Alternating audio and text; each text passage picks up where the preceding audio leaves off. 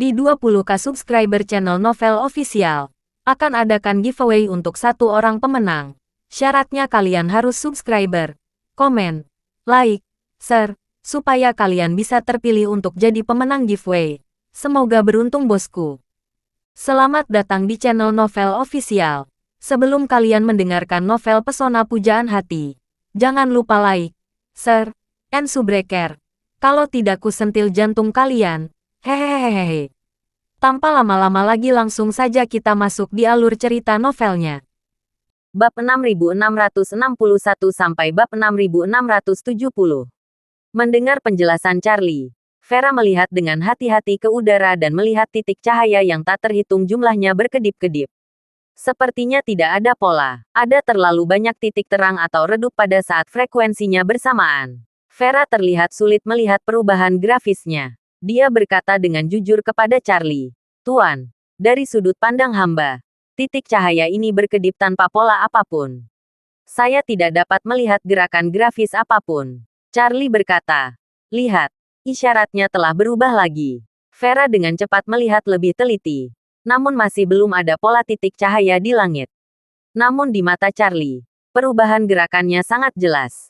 Titik cahaya di langit itu seperti segerombolan drone yang mengendalikan manusia, menunjukkan kepadanya pola yang terdiri dari titik cahaya sesuai dengan prosedur yang telah ditentukan. Mata Vera melebar dan dia tidak berani berkedip.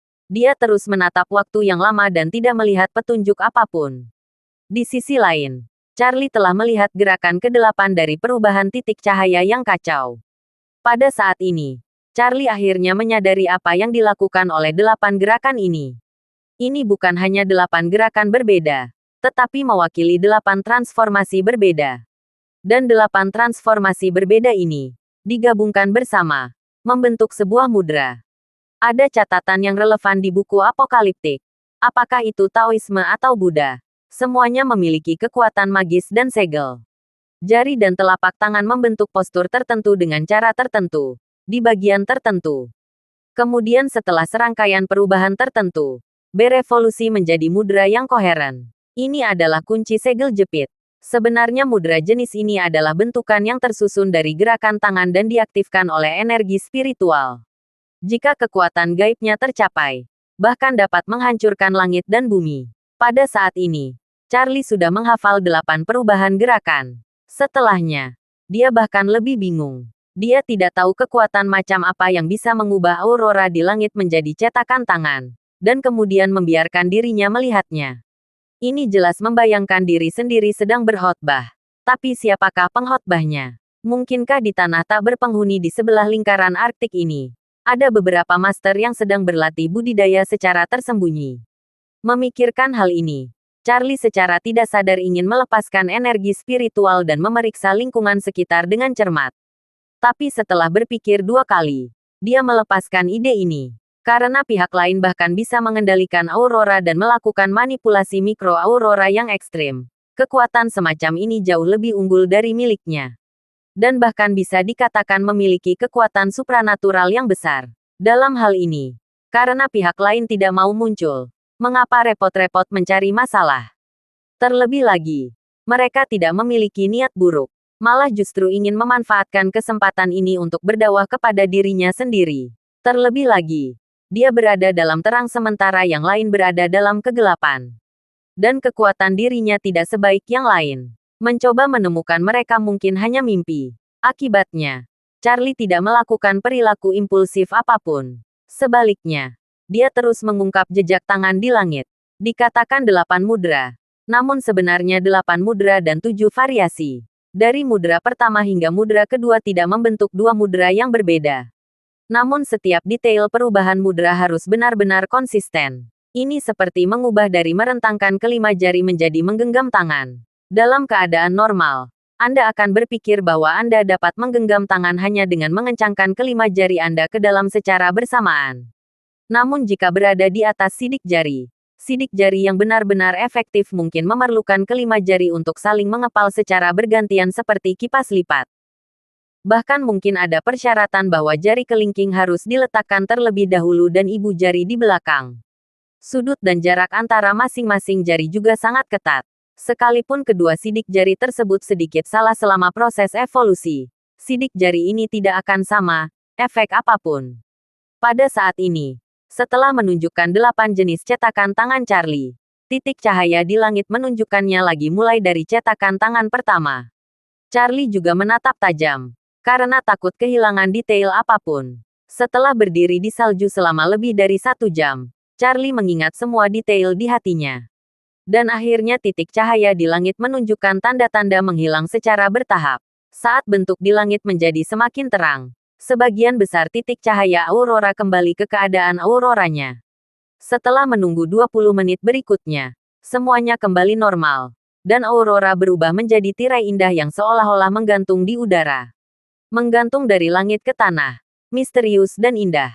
Sepanjang proses, Vera telah mencoba melihat gambar yang dijelaskan oleh Charlie. Namun dia seperti anak kecil yang tidak dapat memahami apa yang disebut bagan tes kecerdasan yang diposting online gambar. Dia bahkan belum melihatnya. Melihat aurora telah kembali normal, Vera tahu betul bahwa mungkin semua yang harus ditunjukkan telah ditunjukkan. Dia merasa sedikit dekaden ketika dia berpikir bahwa dia tidak mengerti apa-apa. Charlie di samping juga sadar saat ini dan berkata kepada Vera, "Nona Lavor, ayo kembali." Vera bertanya, "Apa yang Tuan Muda lihat dari aurora tadi?" "Satu set segel tangan," Charlie berkata dengan jujur. "Satu set segel tangan yang sangat rumit. Itu pasti semacam mantra yang dijanjikan." Vera berseru, "Ini sebenarnya mantra ajaib. Guru, apakah Anda ingin mencoba dan melihat seberapa efektifnya?" Charlie berkata, "Saya ingin mencoba lagi setelah saya kembali. Sekarang saya menyarankan, jika itu semacam mantra ofensif, mungkin berbahaya jika saya mencobanya di dalam ruangan." Setelah mengatakan itu, Charlie berkata, "Kalau begitu saya akan mencoba di sini, dan mengurangi energi spiritual terlebih dahulu untuk menghindari membuat terlalu banyak gangguan." Vera menantikannya. Dia juga merasa apa yang terjadi hari ini agak terlalu mengejutkan. Dia ingin tahu apa gunanya sihir yang dipelajari Charlie dari aurora. Charlie memejamkan mata dan mengingat semua detail dari 8 segel tangan. Dia mengumpulkan energi spiritual di antara 5 jari tangan. Kemudian dengan cepat membuat 8 segel tangan dari awal hingga akhir berdasarkan ingatannya. Charlie memiliki ingatan yang sangat baik dan sangat berbakat di bidang ini. Pada operasi praktis pertama, dia mencetak seluruh rangkaian cetakan tangan dengan lancar tanpa ada penyimpangan. Setelah 8 segel tangan selesai, Charlie tidak merasakan formasi agresif mengalir dari ujung jarinya. Dan energi spiritual yang baru saja dia kumpulkan di ujung jarinya tidak hilang sama sekali. Tepat ketika dia melihat 5 jari yang bekerja sia-sia, dia dipenuhi dengan keraguan dan tidak dapat menemukan solusinya. Charlie tiba-tiba merasakan arus listrik yang sangat lemah sepertinya dihasilkan di antara 5 jari tangan mencurigakan. Pada saat ini, seluruh tubuhnya terguncang. Dia berkata dengan penuh semangat, "Nona Lavor, rangkaian sidik jari ini sebenarnya dapat menghasilkan energi spiritual." Menghasilkan energi spiritual. Vera tampak ngeri ketika mendengarnya. Dia bertanya, "Tuan, bukankah udara ada dalam harta langka? Di zaman hukum yang berakhir, tidak ada energi spiritual alami yang dapat diserap di dunia normal. Bagaimana gerakan dapat meningkatkan energi spiritual begitu saja?" Charlie memegangi kepalanya dan berkata dengan serius, "Saya tidak tahu. Tapi saya merasa setelah menjalankan segel tangan itu, energi spiritual tidak berkurang, tetapi sedikit meningkat. Tapi saya tidak bisa mengatakan berapa banyak peningkatannya. Tapi rasanya setiap kali cetakan dijalankan, akan ada peningkatan 1/10.000 atau kurang." Saat dia mengatakan itu, dia segera duduk, merentangkan tangan di atas kaki, dan melakukan mudra inspirasi dengan kedua tangan pada saat yang bersamaan. Perasaan peningkatan energi spiritual menjadi lebih jelas. Setelah memastikan bahwa peningkatan aura bukanlah ilusinya, Charlie sangat gembira. Dia berkata kepada Vera, "Sepertinya rangkaian segel tangan ini adalah semacam keterampilan yang khusus digunakan untuk latihan. Ketika saya mengumpulkan energi spiritual tubuh di tangan saya dan membuat segel tangan itu menghasilkan tambahan energi spiritual dan diberikan kembali kepada saya. Sepertinya ini seperti sebuah formasi yang dapat menghasilkan lebih banyak energi spiritual." Meskipun Vera tidak memahami peretasan, Dia telah hidup selama bertahun-tahun dan sangat jelas tentang banyak hal tentang peretasan. Ketika dia mendengar apa yang dikatakan Charlie, pikiran pertamanya berkata kepada Charlie, "Guru, bukankah mudra berarti penghapusan kelemahan terbesar di era berakhirnya Dharma?" Charlie mengangguk dan berkata dengan penuh semangat, "Siapapun yang menguasai segel tangan ini akan menemukan cara untuk menaklukkan akhir era Dharma." Di akhir era Dharma, seluruh masyarakat industri tiba-tiba kehilangan pasokan listrik.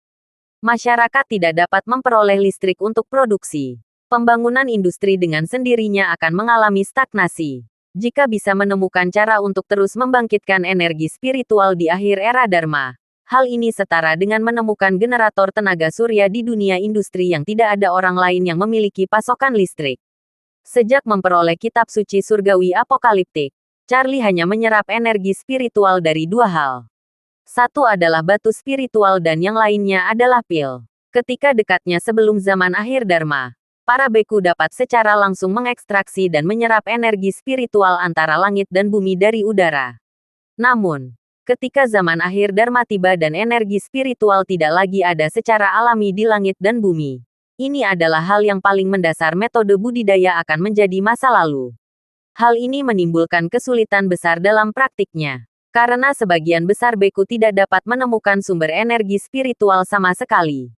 Batu spiritual adalah produk dari masa sebelum zaman akhir Dharma, ketika dunia kaya akan energi spiritual dan pembuluh darah spiritual. Setelah zaman akhir Dharma yang panjang tiba, semua biksu berusaha keras untuk mencari dan mengumpulkan batu spiritual. Jadi bahwa batu spiritual sekarang sangat langka, sedangkan ramuannya, meskipun bukan selangka batu spiritual, namun bukanlah sumber daya yang dapat dikuasai oleh biksu biasa. Jika ingin ramuan-ramuan dengan energi spiritual yang nyata, memerlukan ramuan yang sesuai dengan ramuan tersebut. Perlu membuatnya tepat instruksi berdasarkan ramuan. Siapkan bahan obat, formula yang ditentukan yang diperlukan untuk membuat sertifikasi, dan kuali yang diperlukan untuk membuat sertifikasi. Bagi sebagian besar beku, semua hal ini sama sulitnya dengan mencapai surga. Meskipun Charlie memiliki semua hal ini, dia masih merasa jika dia hanya mengandalkan pil untuk mengisi kembali energi spiritualnya, dia akan merasa seperti tidak duduk di atas apapun. Ini seperti memiliki kekayaan besar, namun tidak memiliki arus kas tetap.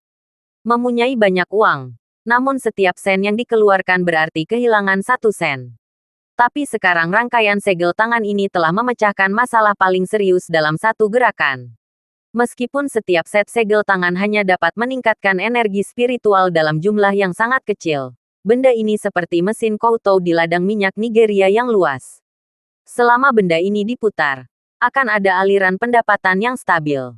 Meski satu segel hanya bisa bertambah sedikit, namun keuntungannya tidak ada biaya untuk membuat mudra. Dan selama punya waktu luang, bisa terus bermeditasi dan membentuk segel napas biksu itu menjadi simpul. Charlie sangat bersemangat saat ini. Dia tidak sabar untuk kembali ke rumah liburan bersama Vera. Kemudian berkata kepada Vera, "Nona Lavor, Anda memilih kamar untuk istirahat lebih awal. Saya akan mengulanginya di ruang tamu malam ini dan melihat anjing laut sepanjang malam. Dapat meningkatkan energi spiritual." Vera tahu bahwa masalah ini sangat penting. Dia berkata kepada Charlie, "Tuan muda, konsentrasilah pada pemecah Anda. Saya akan pergi ke ruangan terdekat. Jika Anda butuh sesuatu, silakan hubungi saya." Charlie mengangguk, lalu buru-buru duduk bersila di atas karpet wall di ruang tamu. Merentangkan tangan dengan telapak tangan ke atas, meletakkan di antara kedua kakinya, lalu mulai membuat cetakan tangan dengan kedua tangan secara bersamaan. Karena gerakannya tidak terlalu mahir pada awalnya, kecepatan penyelesaian seluruh rangkaian cetakan tangan relatif lambat. Namun, seiring berjalannya waktu, Charlie menjadi semakin akrab dengan seluruh rangkaian keterampilan. Kecepatan penyelesaiannya jauh menjadi lebih cepat dan lebih efisien. Tanpa disadari, lebih dari 10 jam berlalu dengan Charlie terus-menerus membentuk segel. Dalam 10 jam terakhir, Charlie hanya tahu bagaimana menyelesaikan mudra dengan sepenuh hati. Baru pada saat dia bangun dari kesurupan, dia dengan cepat memeriksa energi spiritual di tubuhnya. Dia menemukan bahwa dia hampir meningkatkan jumlah energi spiritual di tubuhnya sekitar 10%. Peningkatan nyata dalam energi spiritual membuat Charlie sangat bahagia. Yang lebih mengejutkan Charlie adalah bahwa 10% energi spiritual tambahan kini dikumpulkan di dantian, membuat seluruh dantian penuh tidak seperti sebelumnya. Charlie merasa bahwa manfaat dari cetakan tangan semacam ini dia bukan hanya pembangkitan energi spiritual yang berkelanjutan, tetapi juga peningkatan keberlanjutan dan perluasan daya dukung energi spiritual di dalam tubuhnya. Terlebih lagi, pengisian energi spiritual ini sangat berbeda dengan pengisian obat mujarab. Jika menggunakan ramuan untuk mengisi kembali energi spiritual dalam tubuh hingga batasnya, sisa aura dalam ramuan akan terkena dampak secara paksa di dalam tubuh. Dan secara alami akan menghilang setelah dampaknya. Ramuan tersebut terisi kembali sedikit demi sedikit dengan jenis segel jari ini lebih seperti sedikit perbaikan. Batasan dantian memungkinkan dantian menampung lebih banyak energi spiritual daripada membiarkan kelebihan energi spiritual keluar dari tubuh. Sampai batas tertentu, Reiki seperti sihir dalam permainan. Ini adalah kunci pelepasan keterampilan oleh karakter seperti penyihir. Ada banyak faktor yang mempengaruhi kemampuan tempur sebenarnya dari karakter tersebut, bahkan buff adalah faktor penting. Namun, jumlah total sihir juga merupakan dimensi yang sangat penting. Jika kekuatan serangan komprehensif A adalah 100 dan kapasitas sihir adalah 100. Dan kekuatan serangan komprehensif B juga adalah 100 tetapi kapasitas sihirnya adalah 150. Maka B akan menang saat melawan A, kemungkinannya jauh lebih tinggi. Oleh karena itu, meningkatkan kapasitas energi spiritual dalam tubuh sampai batas tertentu dapat meningkatkan budidaya seseorang. Selain itu, yang lebih menggairahkan Charlie adalah dalam satu malam, energi spiritual meningkat sekitar 10%. Dengan cara ini, energi spiritual dalam tubuh dapat berlipat ganda dalam waktu kurang dari 10 hari. Charlie sudah mulai memikirkan tentang penggunaan kelebihan energi spiritual dalam pikirannya. Jika dantiannya dapat ditahan, dia akan terus mengedarkan lebih banyak energi spiritual untuk meningkatkan batas dantiannya. Dan kemudian dia bisa mentransfer semua energi spiritual ke Vera. Dan mungkin bisa mengaktifkan kegunaan lain dari cincin yang diberikan kepadanya. Begitu dia memikirkan hal ini, Charlie tidak bisa menunggu. Berharap dia tidak pergi ke hari-hari ini dan hanya berlatih dalam ventilasi di rumah liburan yang terpencil dan tidak berpenghuni ini. Vera mendorong pintu dari luar dan melihat Charlie telah membuka matanya. Dia segera bertanya kepadanya, "Tuan Muda Wade sudah bangun. Saat saya keluar, saya melihat Tuan Muda sedang kesurupan. Saya pikir Tuan Muda akan kesurupan selama 3-5 hari." Charlie berkata, "Efek jari segel tadi malam sungguh mengesankan. Saya berencana istirahat sebentar sebelum melanjutkan pengeditan." "Kemana Nona Lavor akan pergi?" Vera berkata, "Saya akan pergi jalan-jalan keluar. Hanya butuh 1 jam untuk keluar. Saat kita keluar baru subuh. Tapi sekarang sudah hampir gelap." Charlie mengangguk. Bagaimanapun, tempat ini dekat dengan lingkaran Arktik. Jika berada di dalam lingkaran Arktik, malam kutub pasti sudah dimulai. Setelah mengatakan itu, Charlie menambahkan, "Jika tidak terjadi apa-apa pada Nona Lavor, saya akan bersemedi lagi." Vera buru-buru berkata, "Tuan, tunggu sebentar." Detektif Duncan menelepon beberapa jam yang lalu. Dia mengatakan bahwa model AI telah menemukan. Apakah dia menemukan sesuatu? Ketika Charlie mendengar ini, dia sangat gembira dan segera bertanya pada Vera, "Apakah Detektif Lee memberitahu kamu apa spesifiknya yang dia temukan? Apakah dia yakin telah menemukan lokasi baru tentara mati?" "Ya," Vera mengangguk.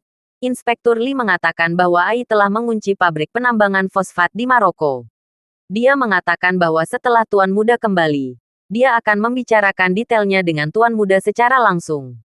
Charlie berpikir dan bertanya, "Kalau saya tidak salah ingat, Maroko seharusnya negara Afrika, bukan?" "Ya, Tuan," Vera berkata. "Maroko berada di barat Laut Afrika, di seberang semenanjung Iberia, tempat Spanyol dan Portugal berada. Negara ini kaya akan fosfat, menyediakan sekitar 70% cadangan global." Charlie mengangguk sedikit dan berkata, "Karena negara ini kaya akan fosfat, seharusnya ada banyak tambang fosfat di negara ini. Perkumpulan penghancuran King pasti menempatkan tentara mati ditempatkan di sana. Dan itu relatif tersembunyi. Sepertinya seharusnya 8 atau 9. Vera bertanya kepadanya, "Guru, karena masalah ini sangat penting. Ayo cepat kembali." Charlie berkata, "Jangan khawatir. Bukankah kamu masih ingin melihat aurora? Saya juga ingin melihat apakah akan ada perubahan lain pada aurora malam ini. Kalau tidak ada kelainan lain, kita berkendara kembali dalam semalam." Vera sedikit mengangguk. "Saya mematuhi pengaturan Tuan." Saat hari masih gelap, Charlie dan Vera berkendara bersama dan makan sederhana. Setelah kembali, dia tidak sabar untuk terus bermeditasi dan melatih energi spiritual melalui mudra. Setelah mempraktekkan terus-menerus malam tadi, Charlie sudah familiar dengan kumpulan jejak jari ini. Dia sangat nyaman mempraktekkannya. Beberapa jam kemudian, energi spiritual di tubuhnya meningkat secara signifikan, membuat Charlie semakin percaya diri dengan rangkaian segel tangan ini. Dia terus bermeditasi sampai malam. Ketika aurora muncul kembali, Charlie dan Vera keluar bersama dan berjalan melewati bukit menuju tempat yang paling dekat dengan aurora. Keduanya berdiri lama di bawah aurora. Aurora di langit bergoyang perlahan seperti ombak. Namun pemandangan aneh seperti kemarin tidak terjadi lagi. Setelah menunggu lama dan tidak melihat sesuatu yang aneh, Charlie berkata kepada Vera, "Nona Lavor, saya kira aurora ini tidak akan memberi saya pengingat baru. Ayo berkemas dan kembali ke kota Oslo." "Oke," Vera setuju dan berkata, "Tuan, izinkan saya mengemudikan mobil dalam perjalanan pulang. Jika saya mengemudi, guru dapat berkonsentrasi bermeditasi di dalam mobil." Charlie bertanya, "Ini belasan jam. Bisakah kamu melakukannya?" "Tidak masalah." Vera tersenyum dan berkata, "Meskipun kebugaran fisikku tidak sekuat para biksu, itu jelas tidak sebanding dengan orang biasa. Mengemudi 10 jam terus-menerus tidaklah masalah diriku. Tuan muda dapat yakin." Charlie berpikir begitu. Jadi dia mengangguk dan berkata, "Oke, kalau begitu saya akan berterima kasih kepada Nona Lavor karena telah mengemudi jarak jauh." Bagi Charlie, ia kini bagaikan pecundang yang baru menguasai cara menghasilkan uang. Melihat akhirnya menemukan cara menghasilkan uang, ia tak sabar untuk terus berlari di jalur ini tanpa henti untuk beberapa saat. Terlebih lagi, Vera bukanlah gadis kecil biasa. Dia telah hidup 3-400 tahun dan bahkan bisa menerbangkan helikopter. Tentu saja tidak ada masalah berlari jarak jauh. Jadi dalam perjalanan pulang, Vera bertanggung jawab mengemudi. Sedangkan Charlie duduk di kursi belakang dan terus berlatih. Ketika keduanya hendak tiba di kota Oslo, total energi spiritual di tubuh Charlie telah meningkat hampir 20%. Dia berkata kepada Vera di samping, "Karena segel jari ini dapat terus menghasilkan energi spiritual. Setelah saya kembali, saya akan mencoba yang terbaik untuk melakukan apapun yang bisa memunculkan fungsi tersembunyi dari cincin itu." Setelah melewati pabrik model AI ketika kembali, Charlie memanggil Duncan yang kebetulan ada di sini. Charlie langsung pergi ke sini. Setelah bertemu, Duncan tidak sabar berkata kepada Charlie, model tersebut telah mengunci target yang sangat mencurigakan. Menurut kata-kata model itu sendiri, pada dasarnya 99,99% dapat dikonfirmasi. Charlie berkata, "Kalau begitu tolong Inspektur Lee menjelaskan secara singkat tentang apa yang ditemukan model AI, serta logika pemikirannya." Kemudian segera menyalakan monitor, mengklik beberapa foto, lalu membuka citra satelit suatu area. Duncan berkata kepada Charlie, "Tuan Wade, lihat, area penambangan ini terletak di kawasan pusat pertambangan Maroko. Ini adalah salah satu dari 4 wilayah penambangan fosfat utama di Maroko." Charlie bertanya kepadanya, "Berapa banyak perusahaan yang menambang fosfat di area penambangan ini?" Duncan menjawab, "Tuan Wade, menurut penyelidikan kami, total ada 8 perusahaan pertambangan di wilayah pertambangan ini." Saat dia mengatakan itu, dia mengklik citra satelit. Dari citra satelit, dapat dilihat dengan jelas area pertambangan yang hampir seperti gurun. Ada banyak perusahaan pertambangan yang tersebar di sana-sini. Mereka bahkan dapat melihat situasi umum kendaraan dan personel yang beroperasi di area pertambangan melalui satelit citra yang ditambah dengan AI. Duncan menunjuk ke salah satu area dan berkata kepada Charlie, "Tuan Wade, area ini adalah perusahaan pertambangan fosfat yang sangat dicurigai oleh AI. Nama perusahaan ini adalah Duke Mining. Perusahaan ini telah berdiri selama 35 tahun. Di masa lalu dalam 35 tahun terakhir, ukurannya telah berkembang beberapa kali lipat." Charlie mengangguk dan bertanya kepadanya, Mengapa Ai mengira mereka adalah tentara mati yang ditempatkan di perkumpulan penghancuran King? Dunchan berkata, pertama-tama, Ai menjalankan data besar dan mencari sekitar 80.000 perusahaan di seluruh dunia yang mampu menampung persyaratan tempat tinggal tentara mati perkumpulan penghancuran King. Kemudian menggabungkan sejumlah besar data dan informasi Skyline, melakukan analisis sistem multisegi. Setelah mengatakan itu, Dunchan berhenti sejenak dan membuka gambar kedua. Lalu menjelaskan kepada Charlie, Tuan Wade, Ai menemukan bahwa perusahaan ini sesuai dengan penilaian kami terhadap kediaman tentara mati dalam semua aspek. Perusahaan ini memiliki masalah konsumsi yang berlebihan, sehingga mereka mengajukan izin investasi energi angin 10 tahun yang lalu dan membangun 6 turbin angin di area pertambangan. Selain itu, mereka juga diam-diam merenovasi semua atap 10 tahun yang lalu. Mengubah semua atapnya diganti dengan panel fotovoltaik. Mungkin karena ketidakseimbangan energinya yang relatif besar. Tempat ini tidak kaya akan listrik seperti Nigeria dan tidak dapat menghasilkan listrik kapan saja. Sehingga mereka mulai mengembangkan energi angin dan matahari. Charlie berkata, faktor-faktor ini sepertinya baru berupa kualitas. Kita tidak dapat memastikan bahwa pihak lain benar-benar tentara mati dari perkumpulan penghancuran King. Dunchan tersenyum dan berkata, jadi inilah informasi yang paling penting. Pemerintah Maroko melarang penambangan fosfat dari bawah tanah 20 tahun yang lalu. Semua sumur dan peralatan penambangan bawah tanah sebelumnya dibongkar dan disegel untuk penambangan permukaan skala besar, yaitu dari tambang bawah tanah ke tambang terbuka. Namun, dalam data satelit 15 tahun terakhir, perusahaan pertambangan ini setidaknya belasan kali terfoto sedang memasukkan konvoi angkutan besar. Dan konvoi tersebut terfoto sedang mengangkut material dalam jumlah besar. Area bongkar muat berada di pintu masuk tambang bawah tanah yang seharusnya sudah lama ditinggalkan. Berbicara, Dunchan menambahkan, jika pihak lain masih diam-diam menggunakan tambang bawah tanah untuk menambang, maka sangat tidak mungkin untuk menuangkan kembali fosfat yang telah ditambang ke tambang terbuka. Ini hanya melepas celana dan kentut. Dan itu tidak perlu. Ai telah menganalisis bahwa karena kemajuan ilmu pengetahuan dan teknologi serta perkembangan peralatan industri dan pertambangan, penambangan dangkal lebih tinggi daripada penambangan bawah tanah dalam hal kesulitan penambangan, biaya penambangan, dan efisiensi penambangan. Sekarang jika kita terus menambang di bawah tanah, itu hanya akan melelahkan dan tidak perlu. Untungnya, sebagian besar tambang telah menutup bekas tambang bawah tanahnya. Anda dapat melihat data gambar Skyline, bahwa tambang bawah tanah milik tambang lain belum menunjukkan tanda-tanda pengaktifan dalam beberapa tahun terakhir.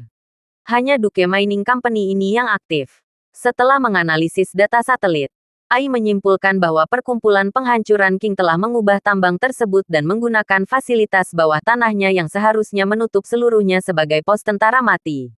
Selain itu, pos tentara mati ini masih lemah, sehingga fasilitas bawah tanah di dalamnya masih ada yang seimbang.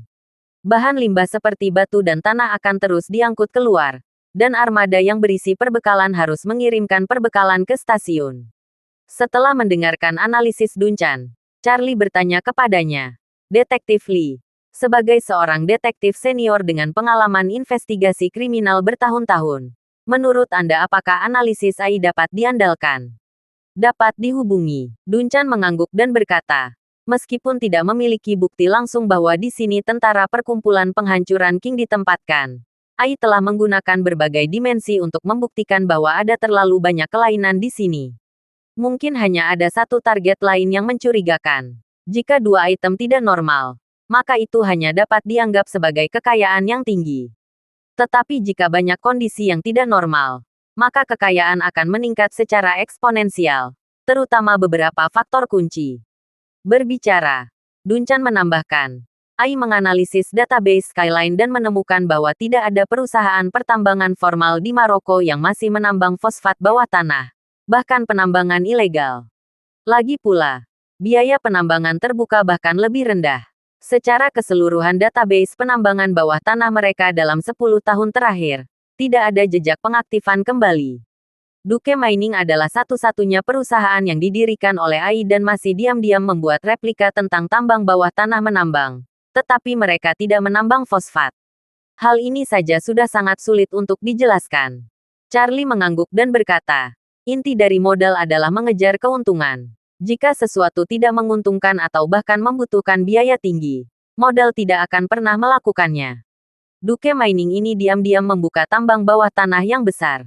Biaya aktivasi tinggi tetapi tidak menciptakan nilai apapun. Diperkirakan hanya perkumpulan penghancuran King yang memiliki permintaan yang begitu besar terhadap sebuah tambang. Dunchan mengatakan, wilayah tempat Duke Mining berada merupakan kawasan pertambangan terbesar di Maroko.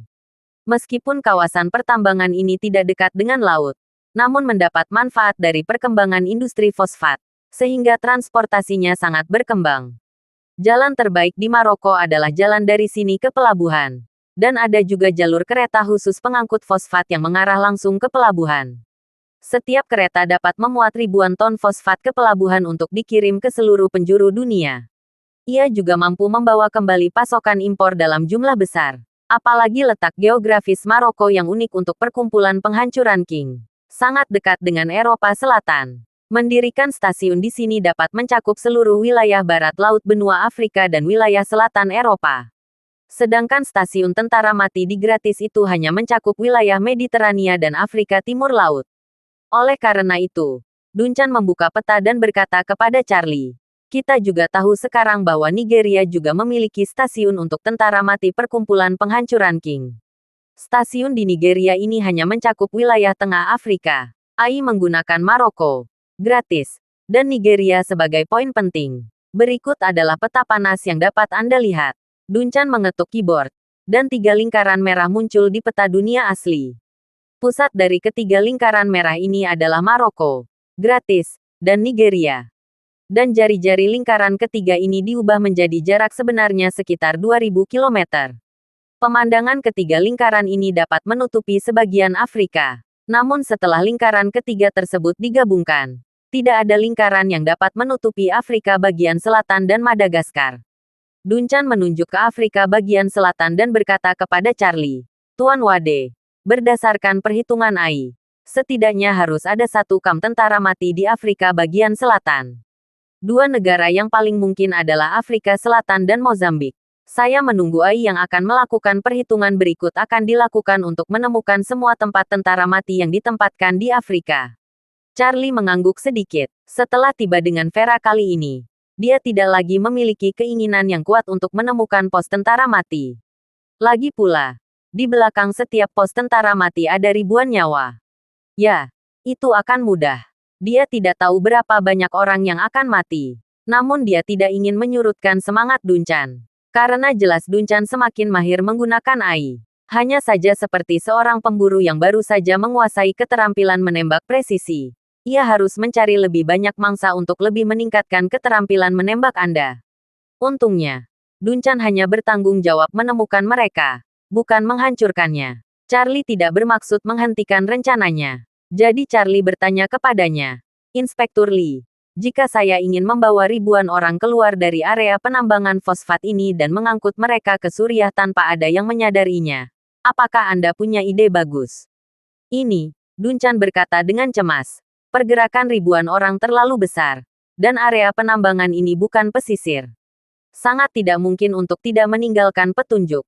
Berbicara, Dunchan menambahkan, menurut saya, masalah ini memang sangat sulit. Dan kemungkinan besar satu-satunya cara adalah kereta api. Lagi pula, ini adalah perpindahan ribuan orang. Tidak ada kapal. Dan daya dukungnya mobil dan pesawat terbang saja tidak cukup. Ini mungkin tidak mungkin dilakukan. Hanya kereta api yang punya peluang. Charlie bertanya, jika saya meminta Anda untuk mengangkut ribuan orang ini, apa yang akan Anda lakukan? Dunchan berpikir sejenak dan berkata, saya akan mencoba melihat dulu pengoperasian kereta api dari sini ke pelabuhan. Proses bongkar muat angkutan kereta api. Serta tata cara ekspor, proses persetujuan dan proses pengiriman fosfat ekspor dari pelabuhan. Karena jalur kereta api merupakan jalur khusus untuk mengangkut fosfat, maka jalur tersebut harus tersedia untuk semua wilayah pertambangan. Baik wilayah pertambangan memiliki kereta barang sendiri dan kemudian membayar pemerintah untuk penggunaan kereta api tersebut, atau kereta api tersebut dioperasikan oleh pemerintah, dan wilayah pertambangan membayar pemerintah untuk membayar biaya transportasi. Apapun yang terjadi, Anda harus terlebih dahulu memastikan bahwa masing-masing wilayah pertambangan dapat menjalankan kereta barang dari titik ke titik. Jika Duke Mining memiliki kapal khusus yang berangkat ke pelabuhan, kemungkinan mengangkut orang keluar akan lebih besar.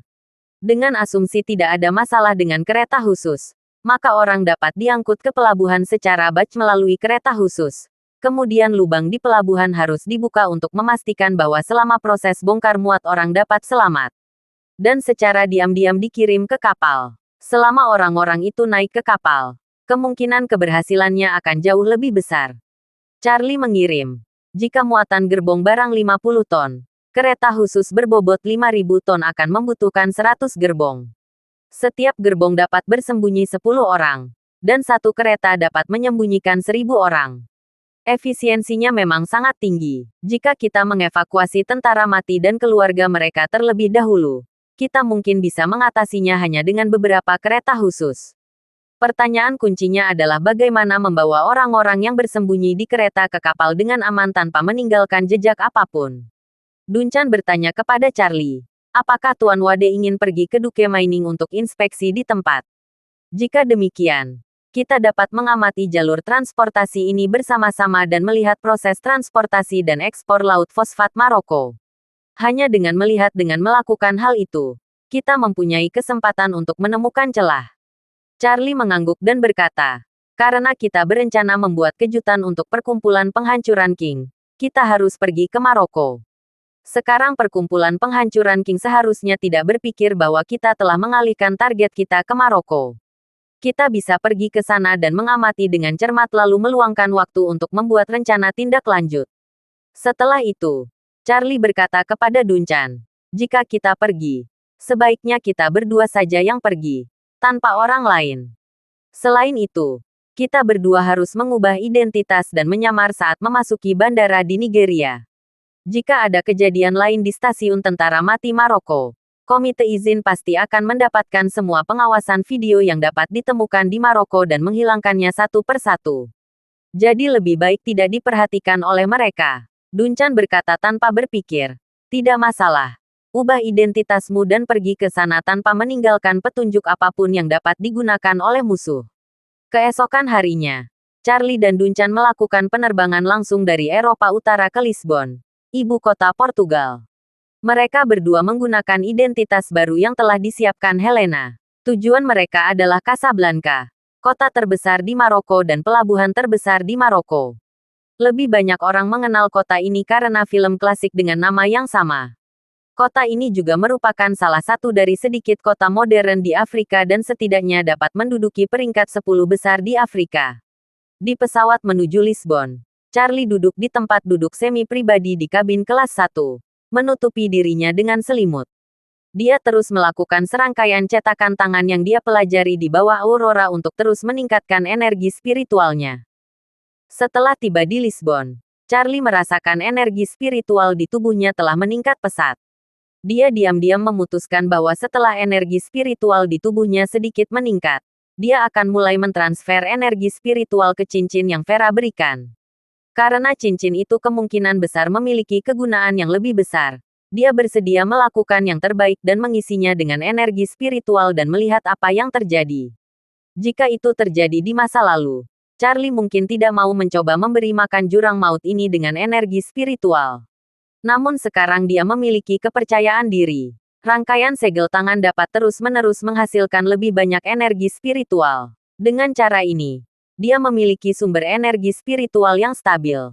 Dan tentu saja dia tidak akan merasa kasihan dengan energi spiritual yang kecil ini. Setelah keduanya tiba di Lisbon, agar tidak meninggalkan jejak apapun di masa depan, Charlie dan Duncan menyamar, menggunakan identitas palsu lainnya. Mereka naik pesawat kecil dari maskapai penerbangan dari Lisbon, terbang melintasi Selat Gibraltar, dan tiba di Casablanca. Setelah keduanya tiba di Casablanca, sebagai pengusaha Portugis Cina, mereka memesan 2 kamar di hotel terbaik dekat pelabuhan Casablanca. Yang mengejutkan mereka, ternyata ada banyak orang Tionghoa di Casablanca yang tidak mereka bayangkan. Apalagi di hotel tempat mereka menginap. Setidaknya sekilasnya adalah orang Tionghoa. Dan mereka semua tampak seperti orang-orang sukses dan elit. Dunchan memanfaatkan sepenuhnya kemampuan investigasi seorang petugas polisi kriminal dan berinisiatif untuk tiba sebentar dengan beberapa orang Tionghoa di lobi hotel. Kemudian mencari tahu mengapa ada begitu banyak orang Tionghoa di sini. Setelah memahami masalah, dia berkata kepada Charlie, "Tuan Wade, saya mengerti mengapa ada begitu banyak orang Cina di sini. Tambang fosfat yang kaya di Maroko sebenarnya adalah bahan baku utama untuk produksi baterai litium besi fosfat. Banyak perusahaan baterai listrik dan perusahaan kendaraan energi baru di Tiongkok telah berinvestasi dalam membangun pabrik di sini untuk memproduksi baterai litium besi fosfat secara lokal. Dikatakan bahwa biaya tersebut setidaknya 30% lebih murah dibandingkan membawa bahan mentah ke Tiongkok untuk produksi." Charlie tidak bisa menahan senyum dan berkata, "Tanyakan pada paman kedua saya nanti untuk melihat apakah perusahaan baterai listrik yang mereka peroleh sebelumnya telah berinvestasi di sini."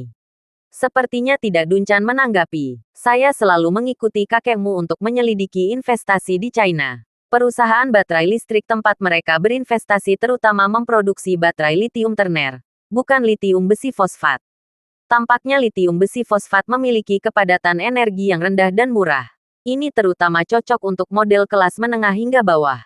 Charlie mengangguk sedikit dan berkata, "Tetapi ada begitu banyak orang Tionghoa di sini.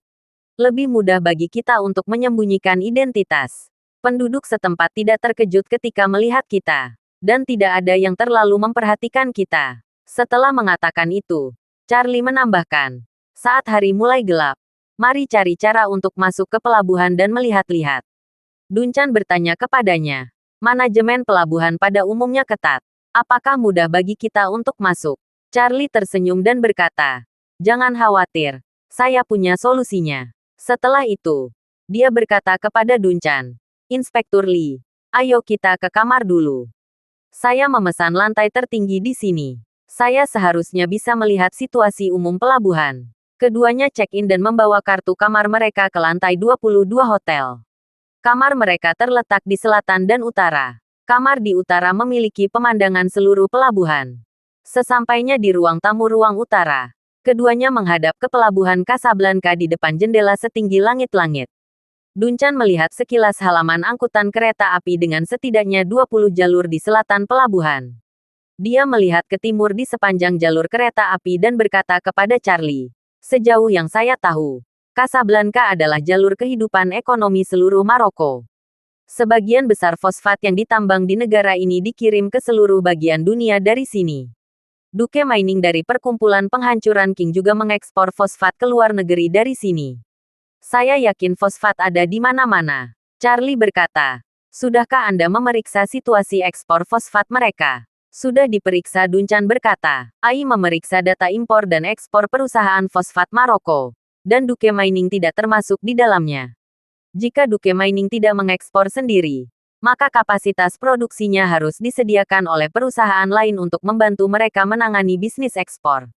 Berbicara, Dunchan menambahkan, "Untuk mengetahui arah fosfat mereka, AI memeriksa semua perusahaan yang menjalankan bisnis impor dan ekspor di pelabuhan Casablanca dan mengunci salah satu perusahaan impor dan ekspor. Bisnis utama perusahaan ini adalah ekspor ke perusahaan-perusahaan di seluruh dunia yang tidak memiliki tambang fosfat. Hal ini setara dengan bertindak sebagai agen untuk bisnis mengekspor beberapa perusahaan fosfat." AI menganalisis data bea cukai perusahaan ini dan menemukan bahwa volume ekspor tahunan lebih tinggi daripada output Duke Mining. Rupanya selain Duke Mining, ia juga harus bertindak sebagai agen ekspor untuk beberapa usaha kecil. Selain itu, perusahaan ini juga melakukan sedikit usaha impor. Sebagian besar mengimpor berbagai mesin dan peralatan pertambangan, kemudian menjualnya di Maroko. Namun kalau soal penjualan, kenyataannya mereka hanya menyediakan peralatan untuk Duke Mining. Charlie bertanya dengan rasa ingin tahu. "Ini juga terdeteksi oleh AI?" "Ya," Dunchan berkata. "Perusahaan impor dan ekspor ini secara berturut-turut mengimpor sejumlah peralatan pertambangan tugas berat Liebherr dari Jerman pada tahun lalu." AI mengonfirmasi kumpulan peralatan pertambangan berat Liebherr ini di database Skyline yang telah diperbaiki. Peralatan tersebut digunakan di area penambangan terbuka Duke Mining. Peralatan merek ini tidak ditemukan di beberapa perusahaan besar lainnya. Bagi perusahaan lain, harga peralatan Liebherr mungkin masih terlalu tinggi. Setelah itu, Duncan menambahkan, Ai juga menemukan banyak makanan yang diimpor dari Amerika Serikat berdasarkan bea cukai.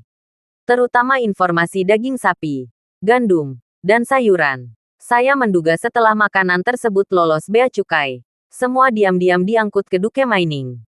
Charlie berkata, makanan dapat dibeli secara lokal. Tidak perlu mengimpornya dari Amerika Serikat. Mungkin karena konsumsi Duke Mining jelas lebih tinggi dari nilai normal. Jadi mereka tidak ingin orang mengetahui petunjuk ini. Ya, Duncan berkata. Mereka cukup berhati-hati dalam hal ini. Ada beberapa pemasok makanan lokal. Dengan cara ini, popularitas menyebar. Dan sulit bagi masyarakat awam untuk mengetahui konsumsi makanan spesifik mereka. Dan kemudian diam-diam mengimpor beberapa dari mereka. Makanannya pada dasarnya lancar, tapi mereka pasti tidak menyangka akan ada model AI dengan kekuatan komputasi luar biasa yang akan terus menganalisis semua data dan informasi mereka melalui berbagai dimensi.